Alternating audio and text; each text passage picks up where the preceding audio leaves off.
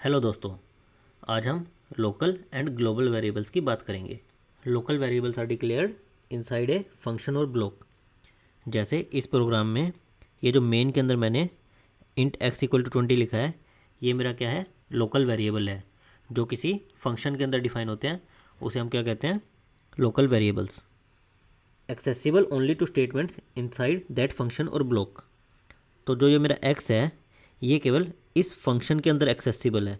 इसको अगर मैं किसी दूसरे फंक्शन से एक्सेस करना चाहूँ तो ये एक्सेसिबल नहीं है, केवल इतने एरिया के अंदर ही, मेरी मेन की डेफिनेशन के अंदर ही एक्सेसिबल है।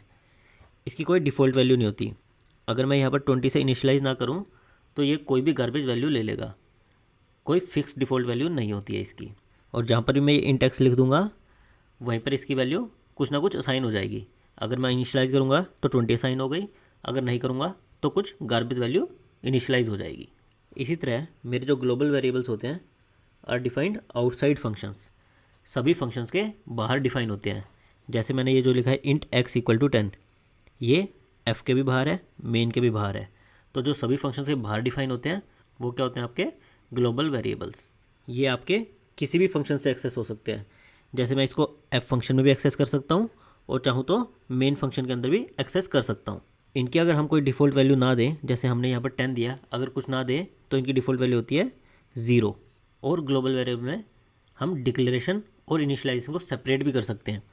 जैसे यहाँ पर हमने क्या किया है, इसकी डिक्लेरेशन और इनिशियल वैल्यू एक साथ दी है, लेकिन हम इसको सेपरेटली डिक्लेयर कर सकते हैं और फिर इनिशियल वैल्यू किसी और प्लेस पे दे सकते हैं। इसके लिए हमें एक्सटर्न कीवर्ड का यूज़ करना पड़ेगा। इसको जब हम वीएस कोड में कोड करेंगे तब देखेंगे कि कैसे हम एक्सटर्न कीवर्ड का यूज़ करके इसकी डिक्लेरेशन और इनिशियलाइजेशन को सेपरेट कर सकते हैं। तो अभी हम हमारे वीएस कोड में चलते हैं। यहाँ पर वीएस कोड में मैंने जो हमने पीपीटी में प्रोग्राम देखा था उसी का थोड़ा एक्सटेंडेड वर्जन लिखा हुआ है।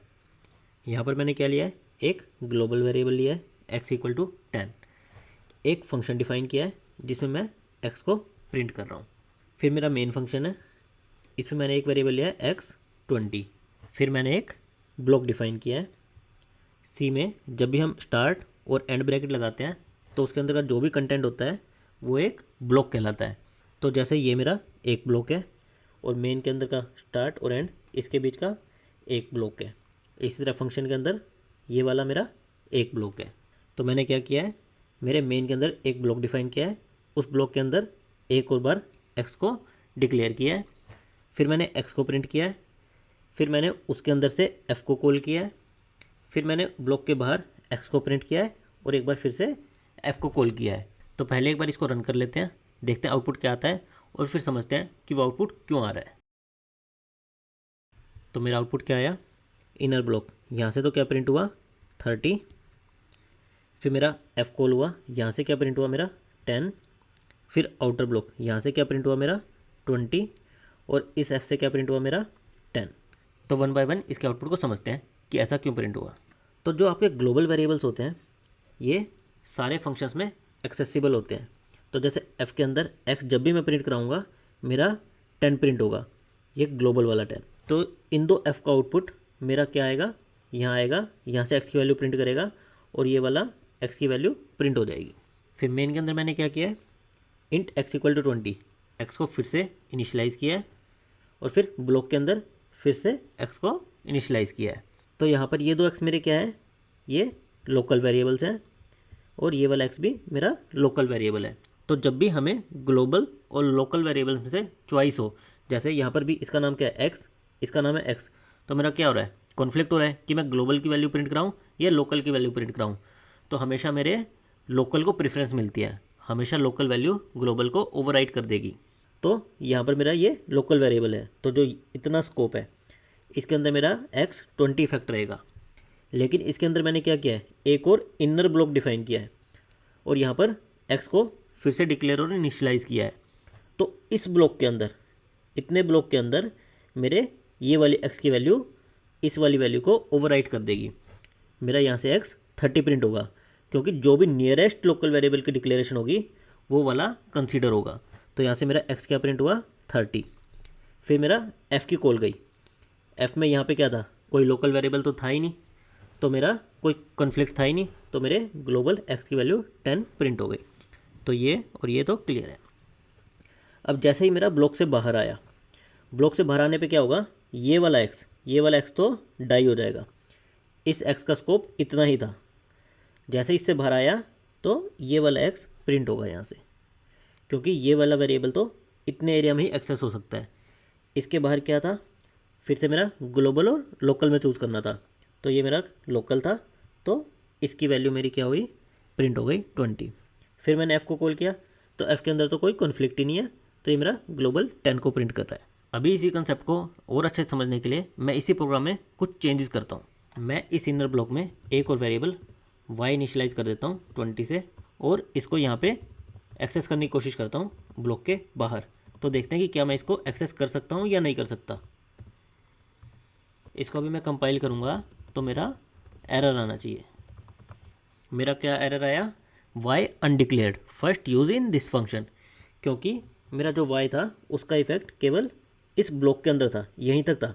जैसे ही इस ब्लॉक से बाहर आया y मेरा डाई हो गया। तो जब मैं इसको y को एक्सेस करने की कोशिश कर रहा हूँ तो ये क्या एरर दे रहा है कि y undeclared first use in this function. और अगर मैं इस y को यहाँ पर एक्सेस करने की कोशिश करता इस ब्लॉक में, तो ये कोई एरर नहीं देता। इसको सोल्व करने के लिए मुझे क्या करना पड़ेगा, मुझे अपने y को बाहर यहाँ पर डिक्लेयर करना पड़ेगा।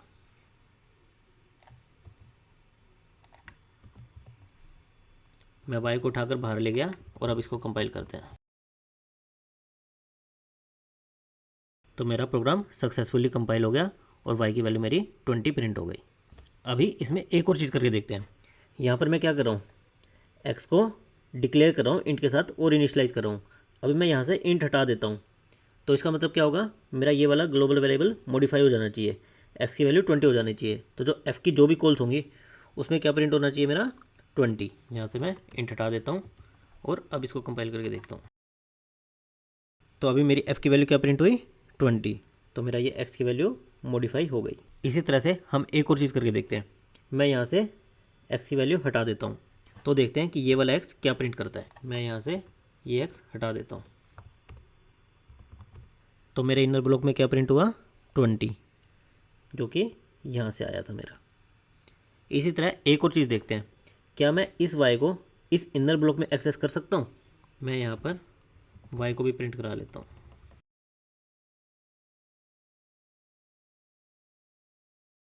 मेरा प्रोग्राम सक्सेसफुली कंपाइल हुआ और मेरे y की वैल्यू यहाँ पर प्रिंट हो गई।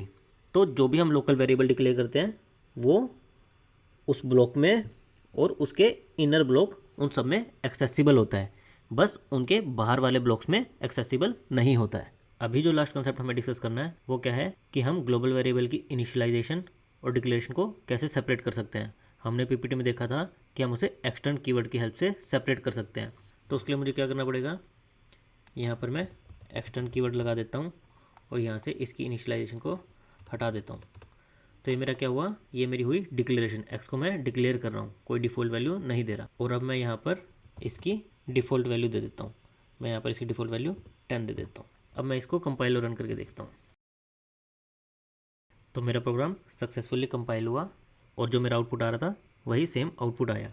बस डिफरेंस क्या है कि हम यहाँ पर इसकी डिक्लेरेशन कर रहे हैं और यहाँ पर हम उसकी इनिशियलाइजेशन या डेफिनेशन दे रहे हैं।